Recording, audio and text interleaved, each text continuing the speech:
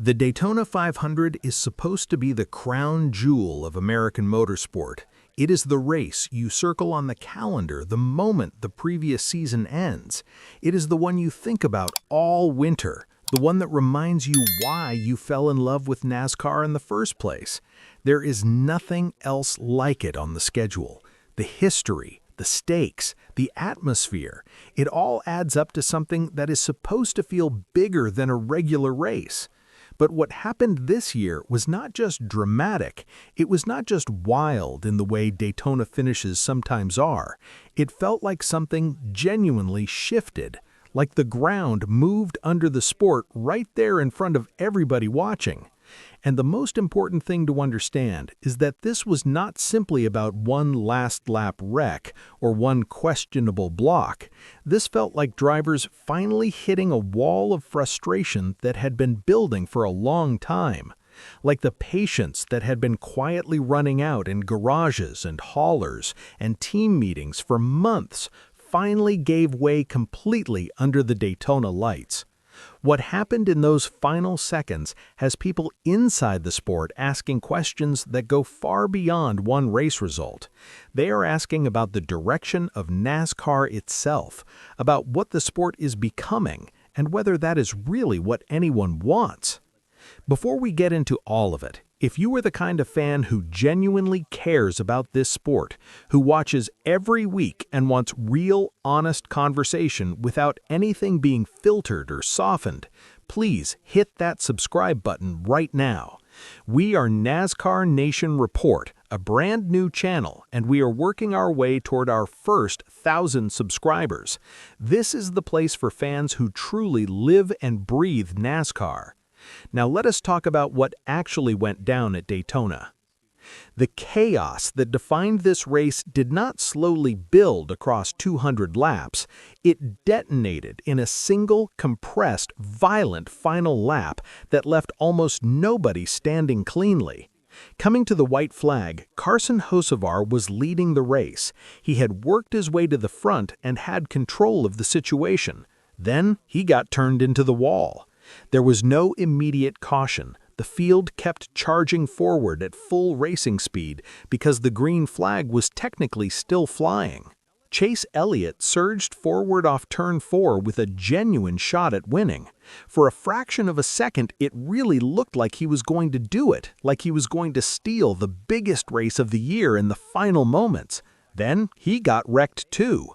Behind him, Riley Herbst threw a block as Brad Keselowski came with an enormous run, the kind of run on a superspeedway that can win you a race if everything goes right. Instead, everything went wrong. Cars were folding into each other everywhere. Joey Logano crossed the finish line going backwards. Ricky Stenhouse Jr. was grinding along the wall. Keselowski somehow limped home in 5th place with his front end completely destroyed, threading through smoke and debris like something out of a film that nobody would believe was real. Tyler Reddick crossed the line first, but here is the moment that hit harder than anything else from that entire afternoon. He did not celebrate. He said he genuinely did not know if he had won. He was uncertain whether the caution lights had come on before he reached the start-finish line, and he was afraid that the victory might be taken away before it even felt real. Think about what that means. A driver crosses the finish line at the Daytona 500 and cannot bring himself to feel joy because the situation around him was so chaotic and unclear that celebrating felt dangerous. That image, a man winning the biggest race of his career and being afraid to smile about it, says more about the state of things than any number of broadcast highlights or post-race statistics ever could. When you understand the full weight of what this race meant to Reddick personally, the emotion packed into that uncertain moment becomes even more significant. This is someone who grew up in California watching every single Daytona 500 broadcast without exception. He was that kid on the couch with his family every February, dreaming about being the one out there. He talked about the first time he tested a car at Daytona and how completely surreal it felt just to be on that track.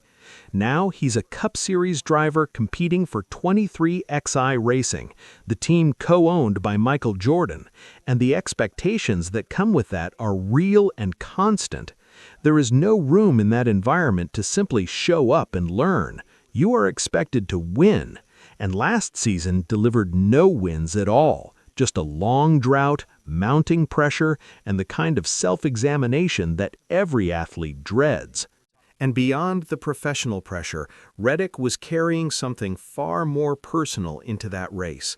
His newborn son had been dealing with health issues, and Reddick said the only time he had ever felt emotions comparable to this was when he won the pole at the Charlotte Oval while his son was in the hospital. He was carrying his family with him the entire time. 3 generations of sacrifice, his parents, his grandparents, all of them had invested in this dream in ways that went far beyond writing checks or traveling to races. Before the Daytona 500, his young son looked at him and asked whether he was finally going to win this one. That question is not about hardware on a shelf. That is about what a father builds for his children and what it means to see a dream fulfilled in front of the people who believed in it longest. So while debates raged online about blocks and chaos and who was right and who was wrong, Tyler Reddick was carrying something that had nothing to do with any of that. But the sport does not pause for personal context, and the anger inside the garage after the race finished was genuine, and it was not quiet. Chase Elliott made no attempt to soften how he felt.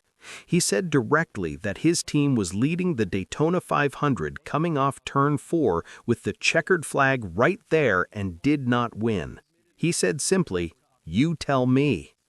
That is not frustration in the heat of the moment that fades by the time someone gets to a press conference. That is the kind of disbelief that settles into a person and stays there. Keselowski went further. He called the block from the 35 car one of the dumbest things he had ever witnessed in a race. He believed he had the run to win or at minimum to challenge seriously for the victory, and he felt that possibility was eliminated by a move he saw as desperate and completely unnecessary. From where he was sitting, something real was taken from him by someone making a panic decision. Herbst defended himself by saying he chose his lane, got pushed into his position, and was simply trying to win a race, which is, when you think about it honestly, exactly what every single driver on that track is out there to do. And in a moment that showed real character, Reddick himself said that he does not win that race without Herbst, that Herbst did exactly what he needed to do for himself in that situation. So everyone had a point. Everyone was responding to the same circumstances from different positions, and that is precisely what makes this bigger than a one-day argument in the comments section. All race long, the drivers were not racing the way most people imagine when they pictured the Daytona 500. They were managing fuel loads, lifting off the throttle in calculated stretches, running at half throttle for significant portions of the race, and sitting in massive, tightly packed groups because the car and the package gave them very little choice. Nobody was really able to break away and race on their own terms. The competition was compressed into a chess match about fuel and positioning that was always going to end in a violent scramble when the final lap arrived. That is where the next-gen car package comes into this conversation in a serious way. The next-gen car was built around equality, equal drag numbers, equal horsepower figures, equal aerodynamic performance across the board. The cars are so aerodynamically stable on superspeedways that drivers barely need to lift going through the corners at all. And when the entire field can carry the same speed through every corner without lifting, everyone stays glued together. 3 wide, 4 wide, everyone running at nearly identical speeds with almost no way to generate real separation through driving ability alone. Passing does not happen because one driver found a line nobody else could hold, or because one team built a car with a meaningful handling advantage. It happens through pit strategy, through fuel conservation, through being in the right spot in the pack when the inevitable late race chaos creates a gap. Winning the Daytona 500 has started to feel less like driving faster than everyone else and more like surviving longer.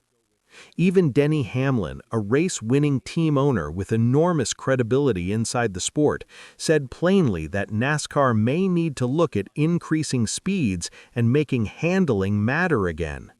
He talked about reducing the rear spoiler to make the cars more difficult to drive through the corners, which would force drivers to lift more often.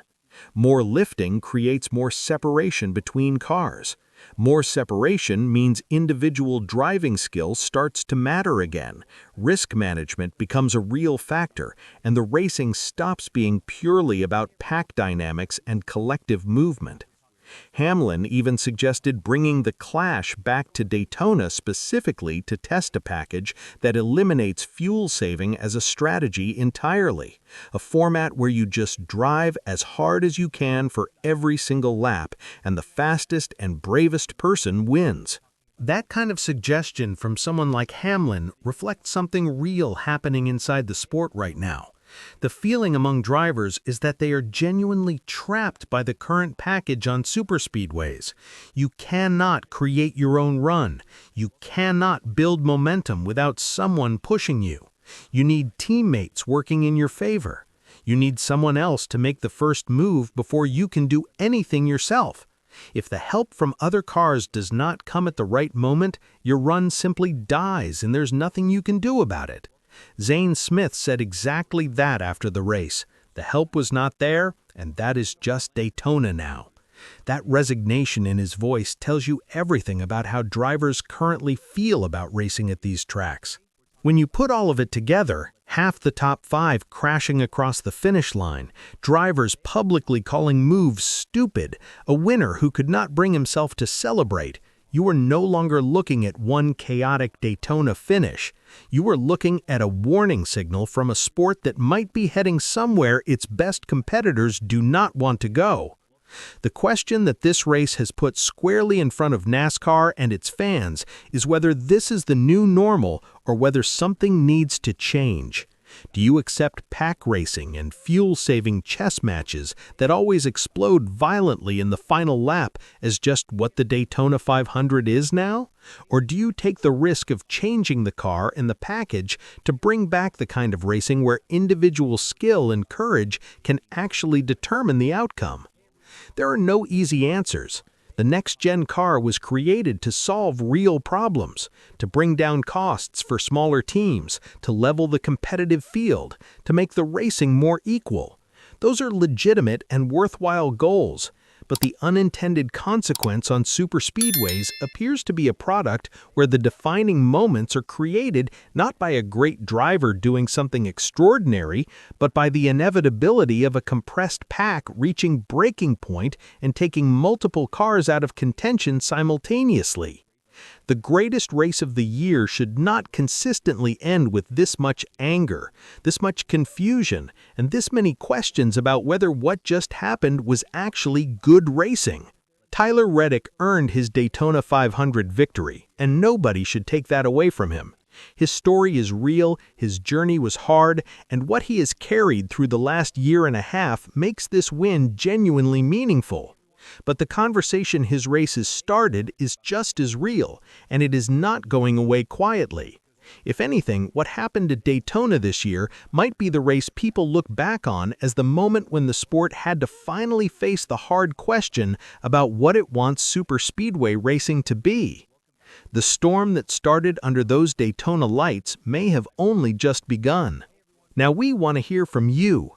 Was this just classic Daytona chaos doing what Daytona chaos always does? Or is the next-gen package slowly turning the biggest race in NASCAR into something it was never meant to be? Drop your thoughts in the comments below and let us have the real conversation about it. If this is the kind of honest, fan-first breakdown you want every single week, hit like and subscribe to NASCAR Nation Report.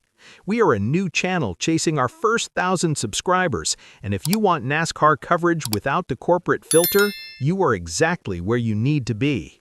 Buckle up, because if this race was any kind of sign, the season ahead is going to be something else entirely.